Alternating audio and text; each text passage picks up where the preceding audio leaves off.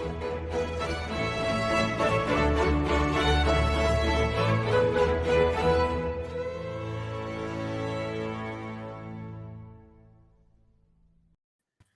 afternoon, ladies and gentlemen, and welcome to another episode of the Daily Friends Show. I'm your host, Nicholas Lorimer, and today joined by Mr. Gabriel Crouse. Gabriel, how are you doing?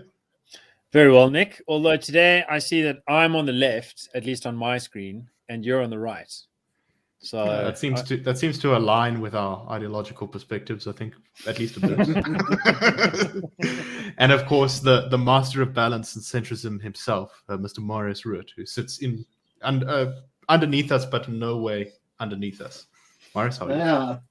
Right, you guys. I've always been a fan of radical centrism, so yeah, there you are.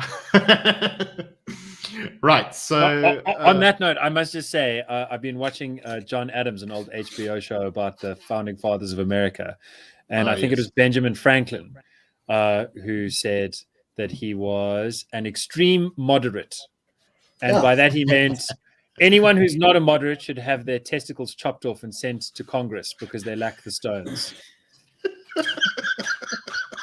Anyway, that's not swearing. That's Benjamin Franklin. That's very good. That's very good. I saw one of our regular commenters giving us flack for starting late. That is because when I create the show, we actually still need to finalize exactly what we're going to talk about. So we do apologize if we kept you waiting.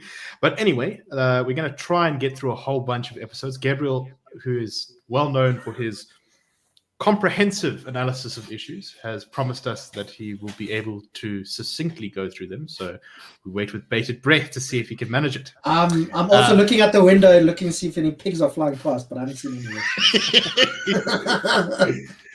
But let's get started off with a story that I feel like we've heard the general details of before, if not the specific details before, because there's very much a deja vu feeling with this. But the EFF has decided that it needs to go and protest a private establishment for what they say is racism and unfair labor practices.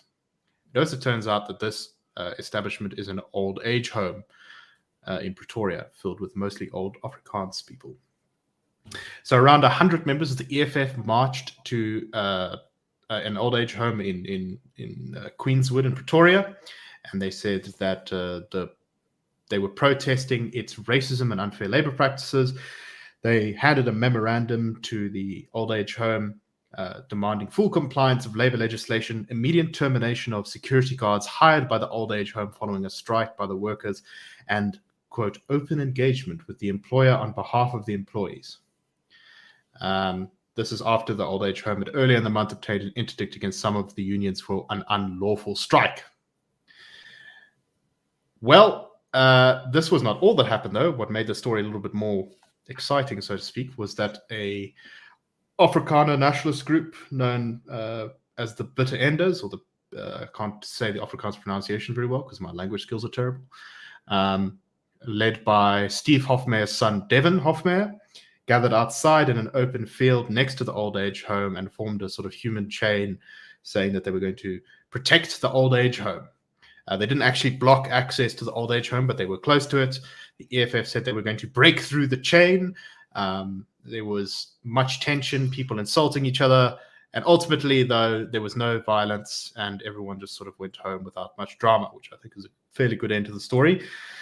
But yeah, we've seen this tactic that the EFF engages in of finding a labor dispute and then using it to generate racial tension. I've seen it in Northcliffe, at Pick and Pays there. It's happened at companies across the country. Gabriel, your take? Yeah, so I think only in South Africa do you have the almost battle of the pensioners' old age home.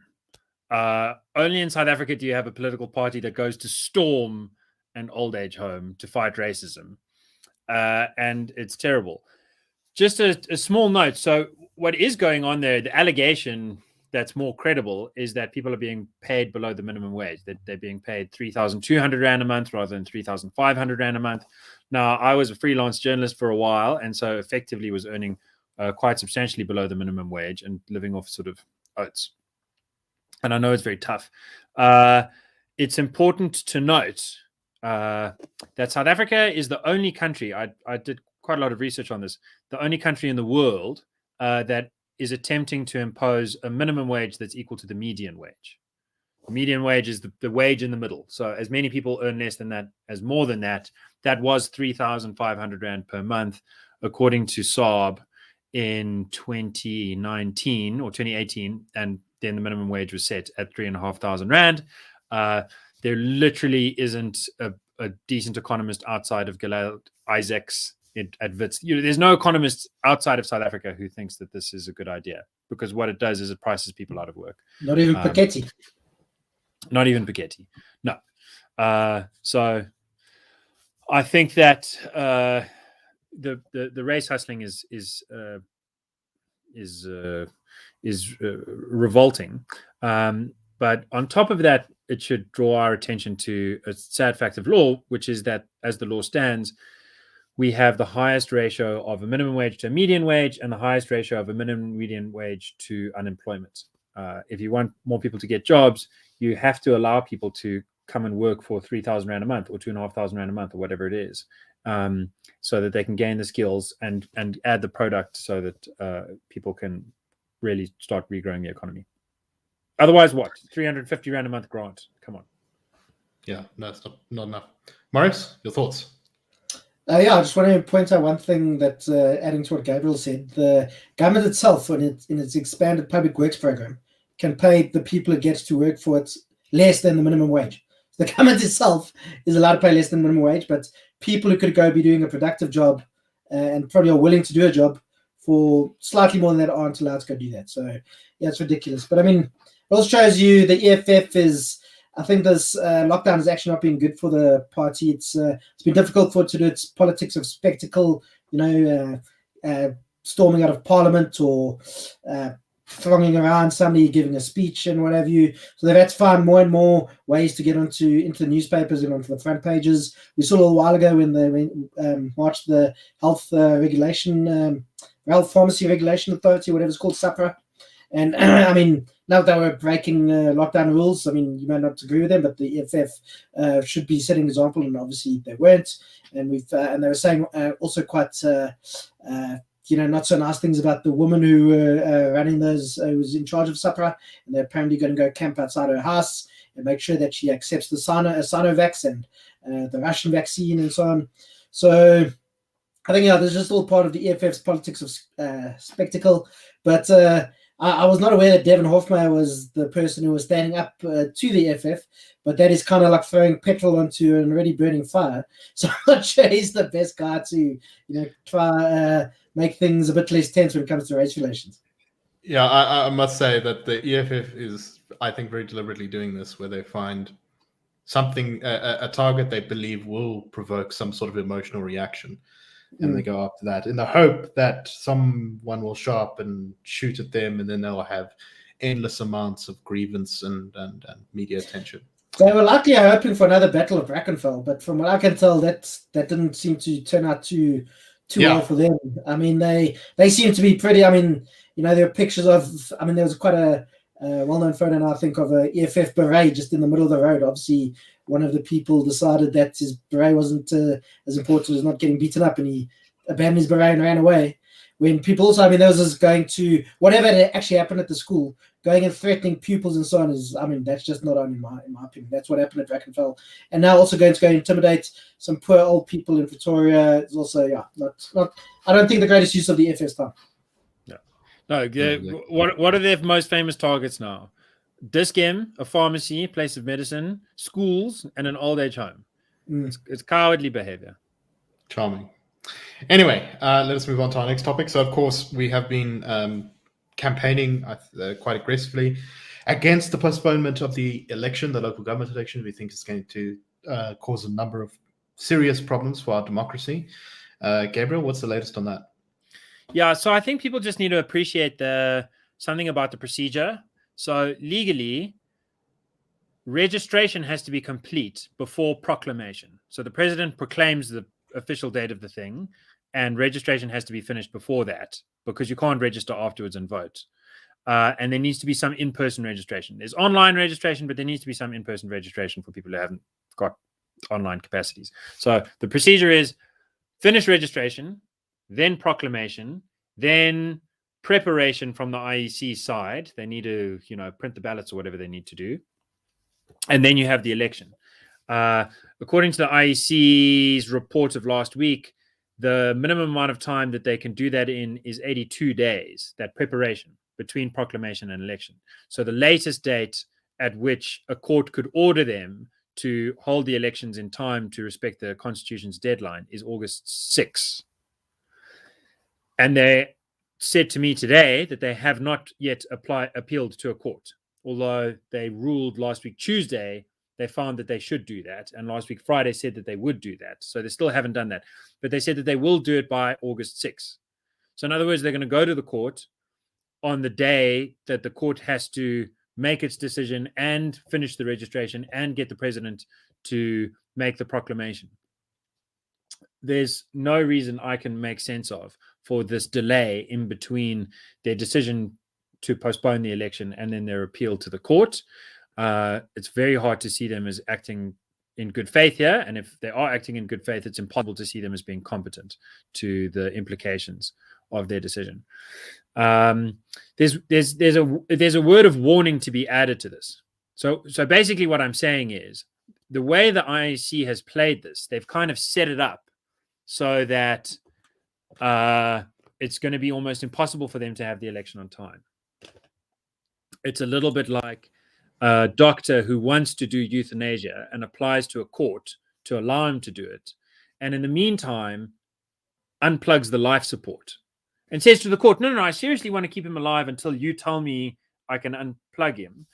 But just before I go to court, I'm just going to unplug him. And, well, if he's already dead, then I suppose you can tell me that I shouldn't have done that, but it'll be a fait accompli.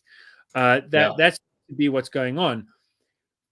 That might tempt people to be complacent and think this doesn't matter. It does matter. There's one world in which the IEC is told by a court, your report was unreasonable, your timing of then applying to the court was at a ridiculous delay, and so you have to do this thing as soon as possible. And if you say that the soonest you can do it is November 15th, do it on November 15th. If you say the soonest you can do it is December 5th, do it on December 5th. Then the IEC will be humiliated, and the Constitution will technically be bent or broken because the thing must happen by November 1st. But everyone will understand what the problem was. The problem was the IEC. If that doesn't happen, if the Constitution is broken and no blame is properly apportioned for that breaking of the Constitution, then you set up the precedent that it can be postponed again. Then you set up the precedent for future elections that, if there's a riot before the election, we can postpone the election if we think that the ruling party is polling below 50% and it's not really a convenient time. Then you set up all the terrible precedents that we're very worried about. So it is very important. This fight matters. And sign on to our petition, share it with your friends. Right now, we're very engaged with the IEC, being part of the reason we're late to talking to our attorneys. We've been in conversation with them all week. This is serious. Marius, anything to add? No, I just think this is an important fight. And Gabriel's covered this well in the Daily Friend. There just doesn't seem any rational explanation why we need to postpone the election. Even the medical experts that presented the Moseneki Commission, or the IEC Commission, as Gabriel insisted it be called, which is probably correct, said that probably when at the end of October, we're probably going to be in a fairly low period of COVID transmission. So it really makes no sense whatsoever. They even say that if COVID's still around, which most probably will be, we probably more than likely will be in a fourth wave around February, depending on how many people have been vaccinated and so on. So it really makes absolutely no sense. And also, let's not forget that in April, Glenn Mashinini, the IEC commissioner, chief commissioner, whatever he's called, he said, IEC is definitely ready to have elections. Don't worry, everyone's calmed down. And he said that again in May. Exactly. He said it again in May. And this seems to all have gone out the window. And suddenly now the IEC is not going to have time to do this. I think from what it seems to be like now, I think 27th October is something not going to be feasible. The IEC won't have time. But I think second prize will be for the court to say, well, you've got to do it as soon as possible, and say by the middle of November, what are the cases? Because postponement to next year is very dangerous. And I think everybody needs to realize the gravity of this and needs to support the institutes and whoever else is standing against the postponement of the election. Exactly. So tell whatever political party you support that this is how you feel and that they need to do something about this. Right, so let us move swiftly on. Marius, a ANC ward councillor from your neck of the woods, Ekurhuleni, is included amongst the 1,600 people who have been arrested in connection with violent looting in the past couple of weeks. So, of course, my favorite of these stories was a CEO of a wealth management fund who was arrested. And now this ANC ward councillor was allegedly caught looting a bottle store in a shopping mall. Now, I must say, that is how you show solidarity with your constituents. You go and you make sure that you join in on the looting. So anyway, thankfully, the ANC says that it's going to bring him up for disciplinary charges inside the party, and they said in a statement they wish to strongly condemn any acts of criminality attributable to any leaders and public representatives of the ANC. I can think of a few more they should probably include in that list, but it's better than them just ignoring this. Anyway, Marius, any thoughts? Well, let me just say off the bat, I didn't vote for the guy, so please don't hold me responsible for anything. But I mean, it kind of tells you you expect to hold your public representatives to a certain standard, and this guy certainly shown he's not, he's gone in and looted a bottle store. That's, kind of, you actually just roll your eyes. But I mean, if you look at a lot of people that the ANC still has it in quite important positions, it seems that looting a bottle store is actually not set on the broad, and in the bigger scheme of things, looting a bottle store is not such a bad thing compared to what a lot of other ANC leaders have done. So, but I mean, let's hope this guy does have the book thrown at him. This is not the guy that should be representing anybody on the Ekurhuleni Council. But it's also it shows, I think, levels of lawlessness and people not expecting to be held responsible for kinds of things that they do. Apparently, that in Msunduzi, which is the Pietermaritzburg Council, I don't know if this is true, I'm not sure if it was confirmed, but people are using municipal vehicles to go do some looting. And you actually, you have to laugh because otherwise you'd cry. So it's quite something. So yeah, but let's see what happens. Only weeps. Yeah, exactly. This is with their councillor. This is in Maritzburg. In Maritzburg, they did this. From where our colleague Terence Corrigan is from. So look at the Natalian that we work with. It's his issue. So, but yeah, it's just, I mean, like as I say, if you don't, you got to laugh because otherwise you'll cry. But it just shows you something about, I think, the levels of lawlessness and impunity which a lot of people operate with. And I think it's, I mean, I'll say in Afghanistan, a fist for a cop, and if the Secretary General of the ANC, Ace Magashule, is, I don't want to get sued or anything, but he's probably a criminal. I mean, so it's not that. So why should an ANC councillor be not also get involved in this kind of behaviour? Morris, I don't know if you know, but Terence is actually watching the broadcast. Yes, that's why I mentioned it. Yeah. This is, I think the real test, though, is, of course, when the ANC is choosing their candidate for the ward in the upcoming election. Presumably the court case will take a while to be finalized, and I would not be terribly surprised if we found that he had been reappointed as the candidate for the ward. So that'll, I think, be the true test of this.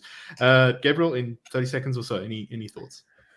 I saw that in Newcastle, the Newcastle mayor, who I came to know stories about last year when I was covering a double farm murder there. He'd, amongst other things, been accused of being implicated in assassinations. There was someone who spoke out against a sort of criminal syndicate within. May hasn't been accused of assassinations. Yeah. So anyway, and then insiders said no, he probably didn't kill the guy or order his killing. But he this is what I was told. But he definitely does sort of steal money. Anyway, he's been officially charged, and in the article which reported this, it said, and according to the step down convention or ruling of the ANC, that means he now has to step aside. His press office issued the statement that this doesn't apply to him, and he won't be stepping aside. So that's great. It also reminds me of when I was in Piet Retief and Condor.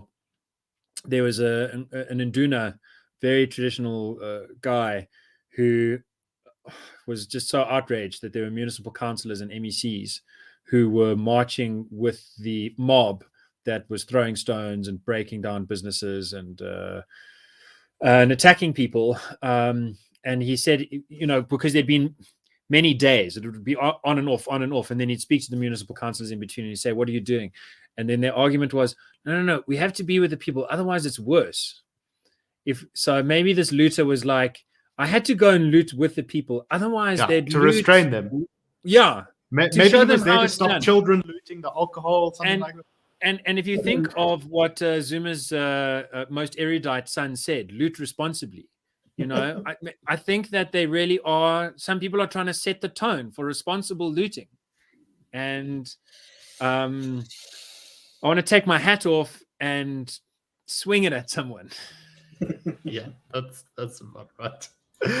All right, let's move on to an old communist. Jeremy Cronin, of course, was formerly the Deputy Minister of Public Works. He's also still a member of the Politburo of the South African Communist Party.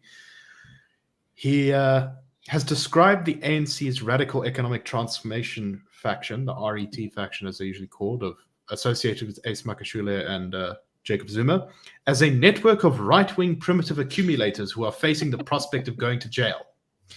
He said that the insurrection was hatched by right-wingers inside the ANC, and they needed to be dealt with. It was an indication of a weak and compromised system of state and the capacity of the criminal justice system. He was delivering a virtual lecture as part of the South African Communist Party's centenary celebrations. He said also that the South African Communist Party agreed with the characterization that was given to events by President Cyril Ramaphosa that the recent violence was an attempted counter-revolutionary insurrection. I quite like the old Marxist term of, what is it? Right-wing primitive accumulators. Yeah. This is my favorite story. He was 5 seconds away from talking about the capitalist running dogs, I think. I think it's really one of the best things that I've ever done when it comes to understanding the country that I live in is reading the ANC's Umrabula documents. And it sort of helped me to understand why Anthea Jeffrey is able to see the future. And it's not because she's magical, it's because she reads ANC documents. This is a strong recommendation to anyone. If you want to know what the future is going to look like, read the documents. And the Umrabula discussion document, the latest one, says, there's a terrible thing. People are saying that the C in ANC stands for corruption. Some people might even say the C in ANC stands for crime. And then it says, but the thing is that crime is really capitalism. And this is the problem. We have too many capitalists in the ANC. You can see all of these capitalists. They are the ones that are stealing things. And then I was like, oh, if you think capitalism is crime, then of course you're going to be anti-capitalist. And of course you're going to write, as was written in the Land Audit Report, as was written in the Ad Hoc Committee's first recommendations for how to change the Constitution, that one of the fundamental problems with land reform in South Africa for the last 25 years has been the capitalist elements, including bribery. Oh boy. So looting, and it quotes, like it does this weird quote with Thabo Mbeki and then quotes some 21st century neo-Marxists who say capitalism is crime. And Marx himself said property is theft. So calling someone a thief is just another word for calling them a capitalist. And on this basis, every time someone does something wrong, they are a right-winger. And then it all makes sense. I mean, it all makes sense to me. Why, when you have an economy that's shrinking for 7 years, you then decide to solve the problem by eroding property rights. Why you think you can get more investment while also saying, maybe we're going to take all your money away and give you nothing back.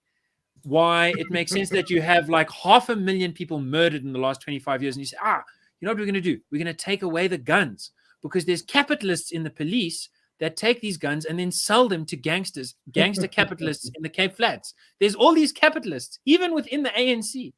These capitalists, primitive, consumptive, anyone who makes money is a bit of a... is a capitalist, Yeah. and that's what you need to get rid of. It's thank you, Jeremy, for once again reminding us what a communist really thinks, and why that idea has never worked, although it's been tried in every continent many times. All right, let us move on to our last topic, and this is actually our most substantive one, and that is about that troubled country, Afghanistan. So, as sure all of our listeners and watchers know, Afghanistan has been embroiled in conflict since long before the Americans arrived there. Since at least, I think, the 70s, it's basically been in a perpetual state of some sort of civil war. And now, of course, NATO troops, especially the Americans, are pulling out at the end of August entirely from the country. They had about, I think, 10,000 troops left in the country who were doing training roles, but even these are going to be withdrawn. And the Taliban, who, of course, were the dominant faction in Afghanistan during the 90s and were famous for hosting Osama bin Laden, are launching several major offensives across the country to try and topple Afghanistan's at least nominally democratically elected government. And yeah, the country is in a pretty dire state. It's unclear who's actually going to win this internal conflict. The Taliban is claiming that it controls 80% of the country, although that's been heavily disputed. Some people say it's more like 40 or 50%. And the Taliban, as part of their agreement with the US to see the US withdraw, promised, we pinky swear, extra super duper promise, that we will not associate with Al-Qaeda anymore and will not work with any terrorists. They've also just promised the Chinese government, they met with the Communist Party in Beijing, saying, no, we swear we won't help any of the Muslims in Western China who are being oppressed by the Chinese government. We won't support any anti-Chinese things there. So the Taliban are clearly, I think, willing to promise pretty much anything at this stage in order to make sure that they can win this battle. Gabriel, your thoughts? No, Ben. When did this happen? That the Taliban became like the kind of organization that's respectable enough to be visiting Beijing and Washington and making oaths of good faith and being taken seriously by anyone. I think that. Just another thing, the Taliban have also promised the women of Afghanistan that we promise extra super duper that we won't be putting you back, for forcing you out of schools and enslaving you again, as they did in the 90s. Yeah, no, I think this is what happens when you go to war, as America did, and then can't decide whether you're there to win or you get mission creep, mission loss, retreat without purpose. It's was a mess. It became a worse mess. Now it's still a mess. It's very unfortunate. And the long version of that answer is to read that book that you've been reading, Nicholas. By what's his name? McMaster wrote a book about America's strategic position. Afghanistan has been called the graveyard of empires, and I mean the British Empire pretty much came short there. The Soviet Empire did. So this maybe could be the end of the American Empire. But so one thing I just want to quickly point out is that John Watson, Sherlock Holmes' sidekick, his backstory was that he'd been a doctor in the Afghanistan war and he picked up an injury. When they rebooted the series 120 years ago, Holmes' sidekick, John Watson, could still be a doctor who'd been injured in the Afghanistan war. So it tells you something about the region and how the great powers go meddle there and always come short. So I suspect now there's going to be a major geopolitical struggle between the powers of Asia over Afghanistan. I wouldn't be surprised if India throws its support behind the Afghan government because it does not want to see the country controlled by the Taliban, who are allied to Pakistan, which is, of course, India's great enemy. Anyway, fairly tragic. I hope that the Taliban are defeated, but I think that's a little bit optimistic at this stage. Anyway. That's all the time we have for today. And of course, we will see you next week for the Daily Friend Show. If you want to support the Institute of Race Relations, which funds the Daily Friend Show, you can SMS your name to 32823. You can see that on the banner behind me. And of course, you can also check out thedailyfriend.co.za for lots of good stuff. Also go to irr.org.za and sign our petition to keep the election in October when it should be held. We will keep fighting for that as best we can. Anyway, thanks very much, everyone. Hope you enjoyed the show. We did a whole bunch of topics today, and Gabriel actually, I think, did magnificently in keeping his answers succinct. So well done to you, Gabriel. Excellent. All right. Cheers, everyone. Have a wonderful weekend.